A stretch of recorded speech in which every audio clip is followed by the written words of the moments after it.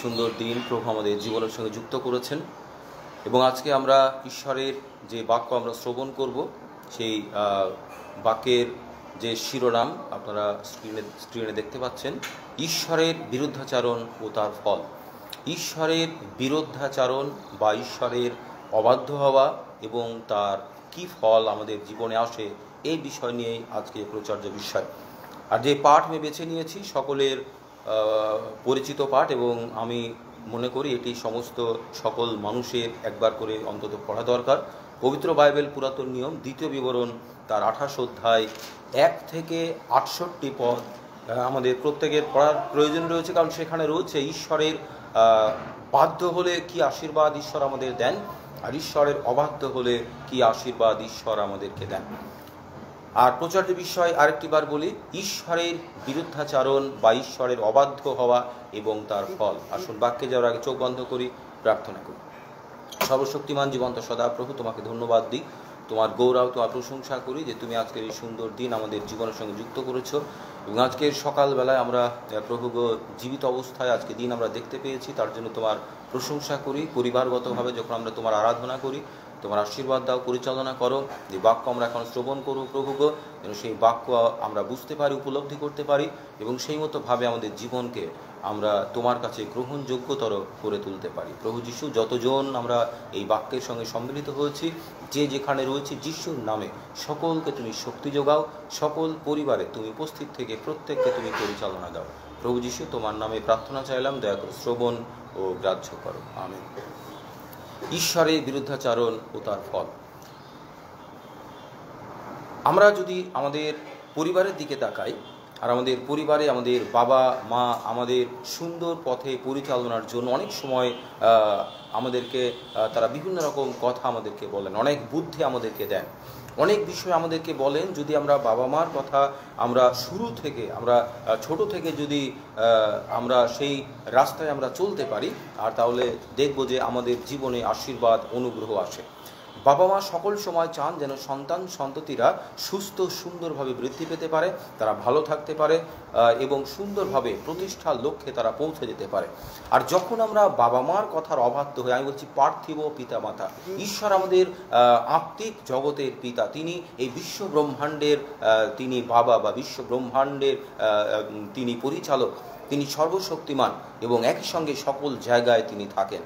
আমি বলছি আমাদের পার্থিব পিতামাতা, আর যারা আমাদেরকে সুন্দরভাবে এই পৃথিবীর আলোয় নিয়ে আসেন, আর তারা সকল সময় চান যেন আমরা তাদের সন্ততিরা এই পৃথিবীর মাঝারে সুন্দরভাবে সুস্থভাবে জীবনযাত্রা সম্পন্ন করি, ভালোভাবে বাঁচি, প্রতিষ্ঠিত হই, আনন্দে থাকি, শান্তিতে থাকি, উন্নতিতে থাকি এবং খাদ্য বস্ত্র আশ্রয়ে আমরা সুন্দরভাবে ঈশ্বরের আশীর্বাদে প্রতিপালিত হতে পারি, অর্থাৎ ভালো মানুষ হতে পারি, ভালো রাস্তায় চলতে পারি, ভালোভাবে বাঁচতে পারি এবং সমস্ত যা প্রয়োজন আমরা প্রাপ্ত হতে পারি।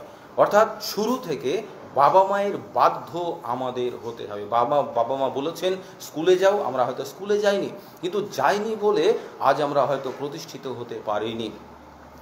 আর যদি বাবা মায়ের কথা প্রথম থেকে আমরা শুনি, তাহলে দেখব স্টেপ বাই স্টেপ আমাদের জীবনে আশীর্বাদ চলে আসছে, আমরা প্রতিনিয়ত উন্নতির শিখরে পৌঁছে যাচ্ছি। কিন্তু বাবা মায়ের অবাধ্য হলে কিন্তু আমরা সেই জায়গাটি পেতে পারি না। অনেক সময় বাবা মায়ের অবাধ্য হলে তারা আমাদেরকে বলে যে এই কথাটি না শুনলে আজকে খেতে দেবে না, এই কাজটি না করলে আজকে ওই জিনিসটা দেবে না। অনেক সময় কিন্তু পার্থিব পিতামাতাও এমন আমাদের ব্যবহারের জন্য এমন এক্সট্রিম পর্যায়ে চলে যান যে তারাও কিন্তু তাদের সন্ততিদের ত্যায্য পুত্র করে থাকেন। অনেক পরিবারে অনেক জায়গায় আমরা দেখতে পাই।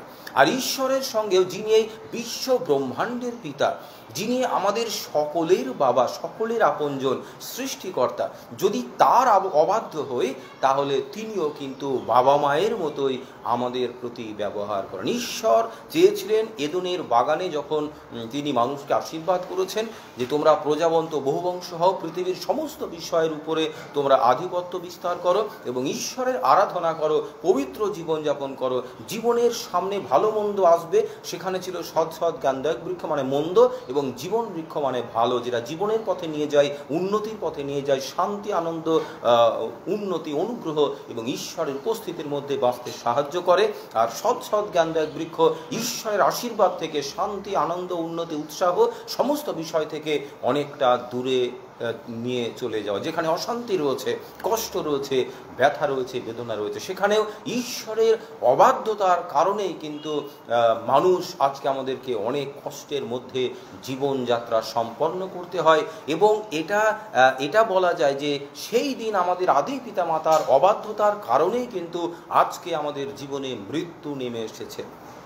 আদিপুস্তক 3 অধ্যায় যদি আমরা 19 থেকে পাঠ করি, সেখানে ঈশ্বর সদাপ্রভু জীবন বৃক্ষের ফল যাতে মানুষ খেয়ে অনন্ত জীবন লাভ করতে না পারে, সেই জন্য জীবন বৃক্ষকে কিন্তু ঈশ্বর তিনি ঘিরে রেখেছেন। আজও নিশ্চয় সেই জায়গা ঈশ্বরের আশীর্বাদের মধ্যে ঘেরা অবস্থায় রয়েছে। কিন্তু সেই বিষয়টি আমরা প্রকাশিত বাক্য পাঠ করি, আর সেখানে 22 অধ্যায় আমরা যদি 10 থেকে পাঠ করি, সেখানে লেখা রয়েছে, যদি আমরা পবিত্র জীবনযাপন করি, যে জীবন বৃক্ষ ঈশ্বর ঘিরে রেখেছেন, সেই জীবন বৃক্ষের অধিকারী আমরা হব, আমরা অনন্ত জীবন প্রাপ্ত হব, আমরা স্বর্গ রাজ্যে ঈশ্বরের আশীর্বাদের মধ্যে থাকব। তাই পৃথিবীতে আমাদের প্রয়োজন রয়েছে সেই অনন্ত জীবন প্রাপ্তির জন্য, জীবন বৃক্ষ ফল ভোগ করার জন্য, ঈশ্বরের আশীর্বাদ অনুগ্রহের মধ্যে থাকার জন্য, এবং পৃথিবীতে আনন্দ, উন্নতি, উৎসাহমূলক জীবনযাপন করার জন্য ঈশ্বরের বাধ্য হওয়া। ঈশ্বর এটাই তিনি চান, যেন আমরা ঈশ্বরের বাধ্য হতে পারি। যখন আমরা ঈশ্বরের বাধ্য হব, পবিত্র জীবনযাপন করব, তখন দিয়াবল আমাদের জীবনে কাজ করতে পারবে না। আর দিয়াবল যখন আমাদের জীবনে কাজ করে, আমাদের দ্বারা আমাদের সমাজে, আমাদের পরিবারে, আমাদের দেশে, এমনকি এই পৃথিবীতে শুধু নয়, বিশ্ব ব্রহ্মাণ্ডে অনেক মর্মান্তিক বিষয় ঘটে যায়। চারিদিকে অনেক বিষয় ঘটে যেটা আমাদের জন্য প্রযোজ্য নয়, আমাদের জন্য উচিত নয়। আমরা ধ্বংসের দিকে চলে যাই। বিভিন্ন রকম বিষয়, খারাপ বিষয়, মন্দ বিষয় আমাদের জীবনে, পারিপার্শ্বিক জীবনে ঘটে থাকে। যখন দিয়াবলের সঙ্গ আমরা দিই, যখন ঈশ্বরকে জলাঞ্জলি দিই, ঈশ্বরের আজ্ঞা পালন না করি, এই সময় মনে পড়ে যায় আমাদের সুসমাচার পাঠে একটি বিষয় রয়েছে, গত কয়েকদিন পূর্বে বলেছিলাম, অপবায়ী পুত্র। সে বাড়ির ছোট সন্তান ছিল, বাবার কথার অবাধ্যতার কারণে সে মন্দ সঙ্গের পাল্লায় পড়ে সম্পদ নিয়ে অনেকটা দূর চলে গেল। সম্পদ শেষ হয়ে গেল, বন্ধুবান্ধব ভুলে গেল, সে প্রায় উলঙ্গ অবস্থায় ভিক্ষুকের বেশে আবার বাবার কাছে ফিরে এসেছিল চেতনাপ্রাপ্ত হয়ে। বাবার কাছে খাদ্য ছিল, বাসস্থান ছিল, বস্ত্র ছিল, আনন্দ ছিল, উন্নতি ছিল, উৎসাহ ছিল, নাম যশ সমস্ত ছিল। কিন্তু আজকে যখন বাবার অবাধ্য হয়েছে, আজকে সে কোথায় রয়েছে? শুয়োরের পালের সঙ্গে, পশুর সঙ্গে নোংরা জায়গায় জীবনযাপন করছে। তার খাদ্য নেই, বস্ত্র নেই, বাসস্থান নেই, আনন্দ নেই, উন্নতি নেই। একই জায়গায় দাঁড়িয়ে সে এবার চেতনা প্রাপ্ত হলো, বাবার অবাধ্যতার ফল এটা, আমি বাবার কাছে ফিরে যাব, আমি অনুশোচনা করব, চেতনা করব। আর যখন সে চেতনা প্রাপ্ত হয়ে বাবার কাছে অবাধ্য হয়েছিল, অবাধ্য কাজ করেছিল, সেটা জেনে অনুতপ্ত হৃদয় যখন বাবার কাছে গেল, বাধ্য সন্তানের মতো সেখানে গেল, আর বাবা তাকে বুকে জড়িয়ে আনন্দ করেছে সকলকে নিয়ে। আমাদের ঈশ্বর আমাদের জন্য আনন্দ করেন, স্বর্গ বাড়িতে আনন্দ হয়। আমরাও পৃথিবীতে পরিবার নিয়ে আনন্দে থাকি যখন আমরা ঈশ্বর সর্বশক্তিমানের বাক্যের বাধ্য হই। কারণ তিনি আমাদের ক্ষতি চান না, তিনি আমাদের ভালো চান, তিনি আমাদের উন্নতি চান, তিনি পৃথিবীতে শান্তিময় জায়গায় আমাদের বাস করাতে চান। আমরা পরিবার নিয়ে, সন্তান সন্ততি নিয়ে শান্তিতে বাঁচব, উন্নতি করব, উৎসাহমূলক জীবনযাপন করব, নিরোগ জীবনযাপন করব। সমস্যা হলে ঈশ্বর আমাদেরকে পরিচালনা করবেন, সমস্যা থেকে উদ্ধার করবেন, আমাদের ধার্মিক জীবনযাত্রা করতে তিনি সহযোগিতা করবেন। শুধু ঈশ্বরের বাধ্য হওয়ার প্রয়োজন রয়েছে। বন্ধু, পার্থিব বাবা মা যখন সন্তান অবাধ্য হয়, তাদের উপরও যেমন ক্রুদ্ধ হয়ে যান, ঈশ্বরও কিন্তু আমাদের উপরে সময় সময় তিনি ক্রুদ্ধ হন, এবং তার ক্রুদ্ধতা হলো ভালোবাসা মিশ্রিত ক্রুদ্ধ, যেন আমরা পরিবর্তিত হতে পারি এবং পরিবর্তন জীবনযাপন করে ঈশ্বরের বাধ্য হতে পারি, শয়তানকে পরাজিত করতে পারি, মন্দ সঙ্গকে আমরা ছাড়তে পারি, ভালো বন্ধু, ভালো শিক্ষক, ভালো মানুষের সঙ্গে মিশতে পারি, পিতামাতার কথা শুনতে পারি, গুরুজনদের বাধ্য হতে পারি এবং সুন্দর রাস্তায় চলে ঈশ্বরের আশীর্বাদ অনুগ্রহ আমরা প্রাপ্ত হতে পারি। আর যখন আমরা ঈশ্বরের বাধ্য হই, ঈশ্বর আমাদের আশীর্বাদ করেন, আমরা দিন দিন উন্নতির শিখরে চলে যাই। কিন্তু যখন আমরা ঈশ্বরের অবাধ্য হই, ঠিক তখন ঈশ্বর আমাদের জন্য কি করেন? আসুন আমরা পবিত্র বাইবেলে আমরা লক্ষ্য করি। দ্বিতীয় বিবরণ আমি সকলের জন্য পাঠ করছি। দ্বিতীয় বিবরণ তার 28 অধ্যায় 15 থেকে 68 পদ পর্যন্ত অভিশাপের বিষয় রয়েছে। অভিশাপ কথার অর্থ এইরূপে আমি বলতে চাই যে ঈশ্বরের যেখানে আশীর্বাদ নেই সেখানে দিয়াবল বিরাজ করে, আর দিয়াবল কোনোদিন আশীর্বাদ করবে না। দিয়াবল নষ্টামের দিকে, ধ্বংসের দিকে নিয়ে যাবে, সেটাই বিবলিক্যাল অর্থে হলো অভিশাপ। আর এখানে দ্বিতীয় বিবরণ 28 অধ্যায় প্রথম 14 পদে আছে ভালোবাসা, ঈশ্বরের বাক্যের বাধ্যতার ফল। সেখানে আছে উন্নতি, আনন্দ, উৎসাহ। আর 15 থেকে দ্বিতীয় বিবরণ 28 অধ্যায় 15 থেকে 68 পদ রয়েছে যদি আমি আপনি ঈশ্বরের অবাধ্য হই তাহলে কি কি ফল আমাদের জীবনে আসে, এবং যখন আমি বলবো আমরা চিন্তা করব, এগুলো কিন্তু বাস্তবে ঘটে চলেছে। দ্বিতীয় বিবরণ 28 অধ্যায় আমি 15 পদ, সব পদ পাঠ করব না, কতগুলি পদ পাঠ করব, তবে আপনারা অবশ্যই পড়বেন পবিত্র বাইবেল পুরাতন নিয়ম দ্বিতীয় বিবরণ 28 অধ্যায় প্রথম 14 পদ আশীর্বাদ, 15 থেকে 68 পদ অভিশাপের বিষয় পড়বেন, আপনার জীবন পরিবর্তন হয়ে যাবে। কিন্তু তুমি আপন ঈশ্বর সদাপ্রভুর রবে যদি কর্ণপাত না করো, সমস্ত আজ্ঞা ও বিধি যদি পালন না করো, তবে সমস্ত অভিশাপ তোমার উপরে বর্তিবে ও তোমাকে আশ্রয় করিবে। কি কি অভিশাপ আমাদের উপর বর্তাবে? মানে অভিশাপ আমাদের উপর আসবে এবং আমাদের উপরে আশ্রয় করবে। পবিত্র বাইবেলে লেখা রয়েছে ছায়ার মতো সেই অভিশাপ আমাদের সঙ্গে থাকবে, ছায়ার মতো সেই ধ্বংস আমাদের সঙ্গে থাকবে যতদিন আমি আপনি নিশ্চিহ্ন না হয়ে যাই, যতদিন আমি আপনি ধ্বংস না হয়ে যাই। আর ততদিন পর্যন্ত এই ঈশ্বরের অভিশাপ আমাদের জীবনে থেকে যাবে যদি আমরা পরিবর্তিত জীবনযাপন না করি, যদি ঈশ্বরের আজ্ঞা পালন না করি, যদি ভালো মানুষ না হই, যদি মানবতায় পরিপূর্ণ না হই, মানুষকে ভালোবাসতে না পারি, তাহলে এই সব অভিশাপ আমাদের জীবনে আসবে। তুমি নগরে সাব্যস্ত হইবে, ক্ষেত্রে সাব্যস্ত হইবে। নগরে আমরা যেখানে ঘুরি, যেখানে কার্যস্থল, যেখানে আমরা যাই, সমস্ত জায়গায় আমরা উন্নতি পাবো না। ক্ষেত্রে যেখানে আমরা কাজ করি, আমরা যেখানে হয়তো ব্যবসা করি, যেখানে আমরা চাষ করি, সেসব জায়গা তো আমরা আশীর্বাদ পাবো না। যে পর্যন্ত তোমার সংহার ও বিনাশ না হয়, হঠাৎ বিনাশ, ঈশ্বর বলছেন তোমাদের হঠাৎ বিনাশ হবে। হঠাৎ আমাদের জীবনে হয়তো অভিশাপ নেমে আসবে, হঠাৎ অন্ধকার নেমে আসবে, আমরা ভাববো হঠাৎ কি করে আমাদের জীবনে আনন্দের মধ্যে দুঃখ নেমে আসলো। আর এটা বন্ধু হবে যদি আমরা ঈশ্বরের অবাধ্য হই। তাই ঈশ্বর বলছেন যে পর্যন্ত তোমার সংহার ও হঠাৎ বিনাশ না হয়, তাবৎ যে কোনো কার্যে তুমি হস্তক্ষেপ করো, সেই কার্যে সদাপ্রভু তোমার উপরে অভিশাপ, উদ্বেগ, ভর্ৎসনা প্রেরণ করিবেন। ইহার কারণ তোমার দুষ্ট কার্য সকল, যদ্বারা তুমি আমাকে পরিত্যাগ করিয়াছ। ঈশ্বর বলছেন যে তুমি যে সমস্ত কাজে হাত দেবে, তুমি যে সমস্ত চিন্তা করবে পরিবারের জন্য, সন্তানদের জন্য, সমাজের জন্য, যা কিছু তুমি চিন্তা করবে, তুমি যে সমস্ত কাজ করবে, যদি তুমি ঈশ্বরের আজ্ঞার অবাধ্য হও, তাহলে কি হবে না, হঠাৎ তোমার বিনাশ না হওয়া পর্যন্ত ঈশ্বর তোমাকে আশীর্বাদ করবেন না। কি কি হবে না, তোমার উপরে অভিশাপ আসবে, উদ্বেগ আসবে, ভর্ৎসনা আসবে। আর এর কারণ হলো আমাদের দুষ্ট কার্য সকল, পাপ কার্য সকল, মন্দ চিন্তা সকল, মন্দ বন্ধুর সঙ্গে পড়ে আমরা ঈশ্বরের অবাধ্যতার পথে চলি। এই কারণে ঈশ্বরের আজ্ঞা পালন না করার কারণে, ভালো কাজ না করার দরুন আমাদের জীবনে অভিশাপ নেমে আসে এবং আমাদের জীবনে সেটা বন্ধুর মতো থাকে, ছায়ার মতো থাকে, যতদিন না আমরা ধ্বংস হয়ে যাই। আর প্রভু কি করেন না, সদাপ্রভু তোমাকে মহামারীর আশ্রয় করিবেন। মহামারী আমাদের জীবনে, আমাদের পরিবারে, আমাদের দেশে, বিশ্বে মহামারী দেখা দেবে। আর আমরা সেই মহামারীর মধ্যে চলেছি, কারণ বাস্তবে বা প্রকৃত অর্থে যদি বাস্তব কথা বলতে চাই, আজকে এই মহামারীর কারণ আমরা নিজে।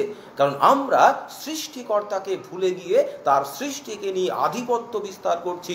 ঈশ্বর সর্বশক্তিমান, তাকে যিনি আমাদের পরিচালনা করছেন, আমাদের সৃষ্টি করেছেন, যিনি বিশ্ব ব্রহ্মাণ্ড পরিচালনা করছেন, সেই সর্বশক্তিমান ঈশ্বরের আরাধনা থেকে আমরা অনেকটা দূরে চলে গিয়েছি।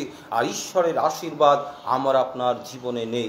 আর সেই জন্য ঈশ্বর বলছেন কি, যে আমি তোমার অবাধ্যতার কারণে কি করব না, তুমি যে দেশে বাস করো সেই দেশে মহামারী প্রেরণ করব, যতদিন না পর্যন্ত তুমি শেষ হয়ে যাও মহামারী তোমার আশ্রয় করবে। তারপর সদাপ্রভু ক্ষয়রোগ, জ্বর, জ্বালা, প্রচণ্ড উত্তাপ, খড়গ, শস্যের শোষ ইত্যাদি আঘাত করবেন, তোমার বিনাশ না হওয়া পর্যন্ত সে সকল তোমার অনুধাবন করবে। বিভিন্ন রকম রোগ ব্যাধি, হঠাৎ আসা কোনো রকম সমস্যা আমাদের জীবনে আসবে, এবং যতদিন না আমি শেষ হয়ে যাই ততদিন সেই সমস্ত অভিশাপ, সেই সমস্ত মন্দ বিষয় আমাদের সঙ্গে থাকবে। এটার একটাই কারণ, আমরা ঈশ্বরের অবাধ্য হয়েছি। আর কি, সদাপ্রভু তোমাকে স্ফোটক, মহামারীর স্ফোটক, পামা, খুজলি এই সকল রোগ দ্বারা আঘাত করিবেন, তুমি আরোগ্য পাইতে পারিবে না। সদাপ্রভু উন্মাদ, অন্ধতা ও চিত্তের স্তব্ধতা দ্বারা তোমাকে আঘাত করিবেন। ঈশ্বর আমাদের আঘাত করবেন মহামারী দ্বারা, তিনি আমাদের আঘাত করবেন ক্ষয়রোগ দ্বারা, স্ফোটক, পামা, খুজলি, বিভিন্ন রকম চুলকানি জাতীয় রোগ। এই রোগগুলো এমন রোগ, অজানা রোগ আসবে যে সেই রোগ নিরাময় করার জন্য মানুষ পাগলের মতো ছুটবে, কিন্তু সেই নিরাময় করার সময় বা নিরাময় করার যে যোগ্য তারা হতে পারবে না। তারা খেটেই যাবে কিন্তু নিরাময় আনতে পারবে না। একটি কারণ, মানুষ ঈশ্বরের অবাধ্য হয়ে অনেকটা দূরে চলে গিয়েছে। মানুষ যদি ঈশ্বরের বাধ্য হতে পারি, মানুষকে ভালোবাসতে পারি, গুরুজনকে শ্রদ্ধা করতে পারি, প্রতিবাসীকে ভালোবাসতে পারি, পিতামাতাকে সমাদর করতে পারি, শান্তিতে বাঁচতে পারি, সবার পাশে দাঁড়াতে পারি, ভালো চিন্তা করতে পারি, ভালো রাস্তায় আসতে পারি, ঈশ্বরের গৌরব করতে পারি, আর তাহলে কিন্তু আমাদের জীবন, আমাদের পরিবেশ, আমাদের দেশ, আমাদের সমস্ত বিশ্ব থেকে সমস্ত সমস্যা দূরে চলে যাবে। কারণ মানুষকে ঈশ্বর সৃষ্টি করেছেন, ঈশ্বরকে মানুষ সৃষ্টি করেনি, কিন্তু বর্তমান যুগে মানুষই ঈশ্বরকে সৃষ্টি করছে, আর এটা ঈশ্বর চান না। প্রতিটা ধর্মের গ্রন্থে লেখা রয়েছে ঈশ্বর নিরাকার, আমরা যেন তার আরাধনা করি। কিন্তু বর্তমান দিন আমরা বিভিন্ন রকম বিষয়ের আরাধনা করি, আর যেটা ঈশ্বরকে অপমান করে। তাই ঈশ্বর বলছেন যে আমি তোমাদেরকে এমন অভিশাপের মধ্যে ফেলবো, এমন জায়গায় নিয়ে যাব যে যেখানে আশীর্বাদ থাকবে না। আলটিমেট তোমরা তো আমার পথে চলোনি, আমার আজ্ঞা লঙ্ঘন করেছে, আমি ভালো বিষয় বলেছিলাম, তোমরা ভালো কথা শোনোনি, সেই জন্য তোমাদের জীবনে এই অভিশাপে বিপদ নেমে এসেছে। খুব বাস্তব উদাহরণ, বর্তমান দিনে করোনা চলছে, আর সমাজে বিভিন্ন জায়গায় প্রশাসনিক লেভেল থেকে সোশ্যাল মিডিয়ায় অনেক সময় মাইকিং করে বলা হতো যে আমরা দূরত্ব এড়িয়ে চলি, ভিড় এড়িয়ে চলি, মাস্ক পরিধান করি, বাড়িতে থাকি, হাত ভালো করে ধুই। কিন্তু কজন আমরা এই কথা শুনছি? আমরা কি মনে করছি যে আমি লুকিয়ে মাস্ক না পরে গেলে সরকারের ক্ষতি হবে? না। আমি যদি ভিড়ের মধ্যে যাই, সরকারের করোনা হবে না।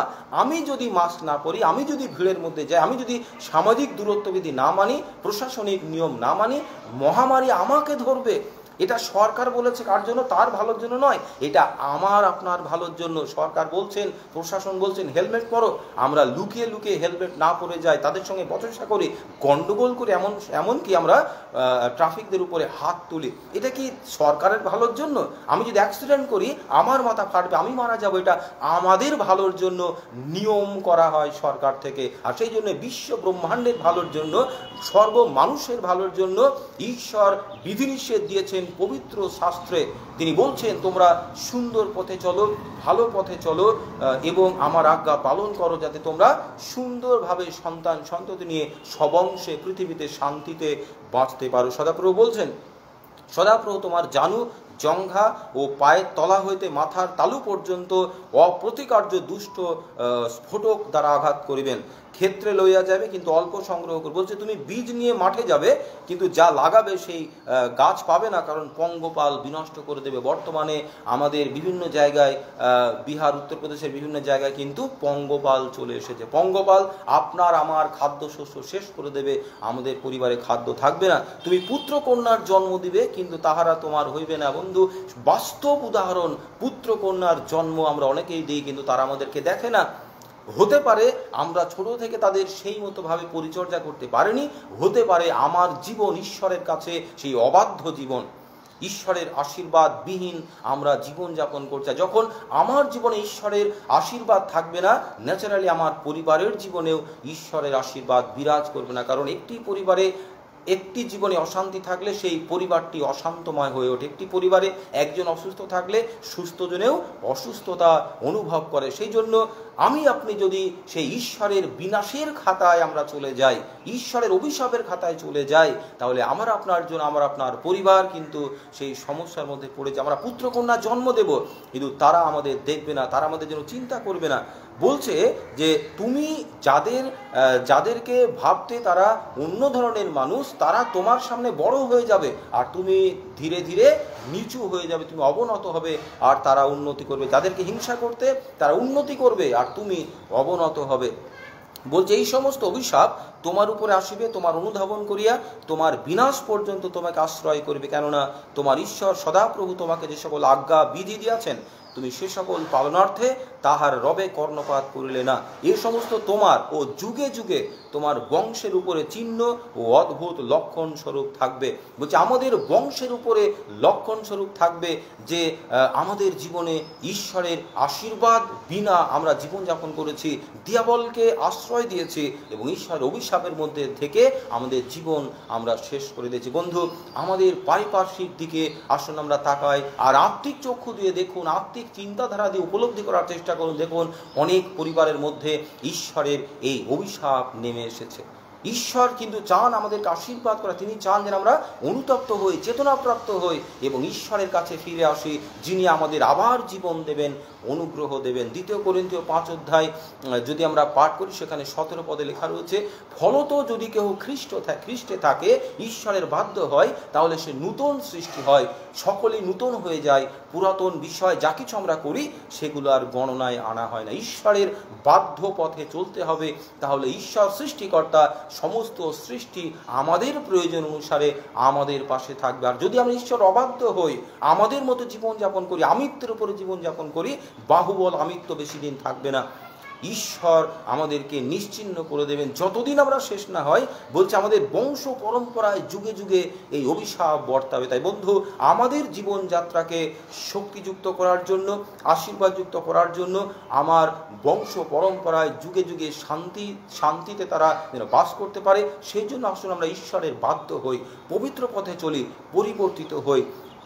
তারপর লেখা আছে, তুমি যদি এই পুস্তকে লিখিত ব্যবস্থার সমস্ত কথা যত্নপূর্বক পালন না করো, তোমার ঈশ্বর সদাপ্রভু গৌরবান্বিত ভয়াবহ নামকে যদি ভয় না করো, তবে সদাপ্রভু তোমাকেও তোমার বংশকে আঘাত করবেন। যদি ঈশ্বরকে ভয় না করি, ধর্মপুস্তক পালন না করি, ধর্মপথে যদি আমরা না পা চালাই, মানবিক ধর্মে যদি দীক্ষিত না হই, মানুষকে যদি ভালোবাসতে না পারি, প্রতিবাসীকে যদি শান্তিতে বাস করতে দিতে না পারি, যদি আমরা গুরুজনের কথা না শুনি, ঈশ্বরের অবাধ্য হয়ে যায়, পিতামাতার প্রতি কর্তব্য পালন না করে, এক কথায় মানবিক জীবনযাত্রা না করে অমানবিক পথে পা চালানো, দিয়াবলকে বন্ধু করে তার সঙ্গে চলা যদি আমরা করি, তাহলে কি হবে না, ফলত বহুকাল স্থায়ী মহা আঘাত ও বহুকাল স্থায়ী ব্যথাজনক রোগ দ্বারা ঈশ্বর আমাদের আঘাত করবেন।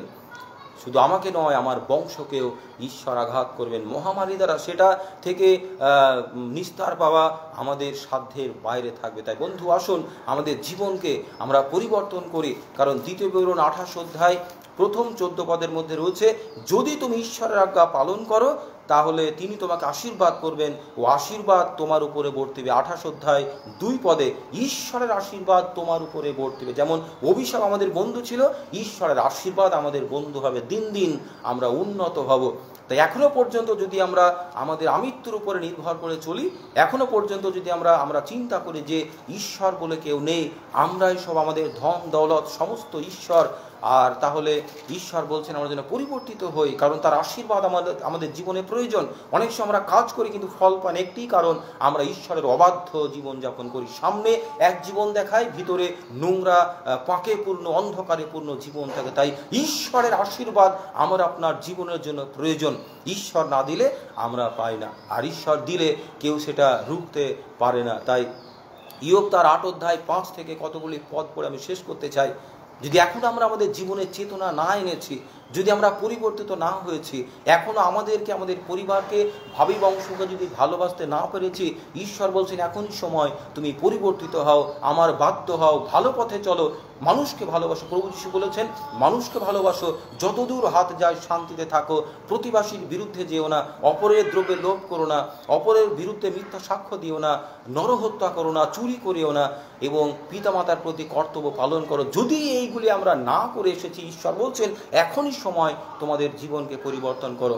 ইয়োব তার 8 অধ্যায় 5 থেকে, তুমি যদি সযত্নে ঈশ্বরের অন্বেষণ করো, সর্বশক্তিমানের নিকটে যদি সাধ্য সাধনা করো, যদি নির্মল ও সরল হও, তবে তিনি এখনও তোমার নিমিত্ত জাগিবেন ও তোমার ধর্মনিবাস শান্তিযুক্ত করিবেন, তাহাতে তব অগ্রিম অবস্থা ক্ষুদ্রবোধ হইবে, তোমার অন্তিম দশা অতিশয় উন্নত হইবে। যদি আমরা পরিবর্তিত এখনো হতে পারি, ঈশ্বর বলছেন যদি এখনো তোমরা জাগতে পারো, তোমরা যে অবাধ্য হয়েছ, যদি চেতনা প্রাপ্ত হয়ে বাধ্য সন্তানের মতো জীবনযাপন করতে পারো, তাহলে এখনো ঈশ্বর তোমাকে আশীর্বাদ করবেন। যা কিছু আমাদের জীবনে ঘটে গিয়েছে সেই বিষয়গুলি আর আমাদের সামনে আসবে না। আমরা উন্নতি করব, আনন্দ করব এবং শান্তিতে জীবনযাপন করব। আমার বংশ পরম্পরায় আশীর্বাদ বর্তাবে। তাই ঈশ্বর আশীর্বাদ করুন, আমাদের পরিচালনা করুন, যেন ঈশ্বরের বাধ্য হতে পারি, তার অবাধ্য হয়ে যেন অভিশাপের ফল আমরা না করে। আসুন চোখ বন্ধ করি, প্রার্থনা করি।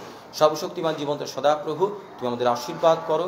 তোমার যে বাক্য দিলে প্রভু গো, যে তোমার বিরুদ্ধে গেলে কি অভিশাপ আমাদের জীবনে আসে, আর তোমার বাধ্য সন্তান হলে কি আনন্দ উন্নতি আমাদের জীবনে আসে। তুমি আশীর্বাদ দাও যেন চেতনা প্রাপ্ত হতে পারে, যেন তোমার পথে চলতে পারে। প্রভু যিশু তুমি বলেছো প্রতিবাসীকে প্রেম করো, গুরুজনদের শ্রদ্ধা করো, পিতামাতার প্রতি কর্তব্য পালন করো, উলঙ্গকে বস্ত্র দাও, খাদ্যহীনকে খাদ্য দাও, তৃষ্ণার্তকে পান করা, অন্ধদের রাস্তা পার করে দাও, এবং পরিবার নিয়ে শান্তিতে মানুষের সঙ্গে জীবনযাপন করো। সকলের জন্য ভালো চিন্তা করো, ভেবে চিন্তা কাজ করো, অবদ্ধের সঙ্গ ছেড়ে দাও, অজ্ঞানের মতো না চলে জ্ঞানবানের ন্যায় চলো। তুমি এটাই শিক্ষা দিয়েছো আমাদের প্রভু যিশু।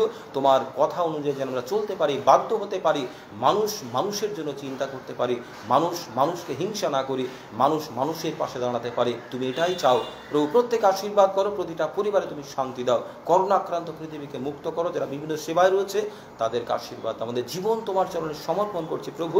তোমার উন্নতি, আশীর্বাদ, আনন্দ আমাদের জীবনে দাও, চেতনা প্রাপ্ত করো, অনুশোচনা দাও, যেন আমরা পরিবর্তিত হতে পারি, আমরা বাধ্য সন্তানের মতো চলতে পারি, যেন তোমার আশীর্বাদ আমাদের জীবনে, আমাদের যুগে যুগে বংশের জীবনে সে আশীর্বাদ থাকতে পারে। প্রভু যিশু সকলের ভালো করো, সকলের মঙ্গল করো, সকলের মনোবাঞ্ছা পূর্ণ করো। জীবন্ত সদা প্রভু তোমার নামে প্রার্থনা চাইলাম, দয়া করে শ্রবণ ও গ্রাহ্য করো। ঈশ্বর আমাদের আশীর্বাদ করুন, আমাদের প্রস্তুত করুন, যেন আমরা ঈশ্বরের বাধ্য হয়ে চলতে পারি, ভালো মানুষ হতে পারি এবং সকল মানুষের জন্য চিন্তা করতে পারি, শান্তিতে জীবনযাপন করতে পারি, যেন প্রকৃতিকে, সমাজকে, মানুষকে এবং ঈশ্বরের সৃষ্টিকে ধ্বংস না করি, ভালোবাসতে পারি।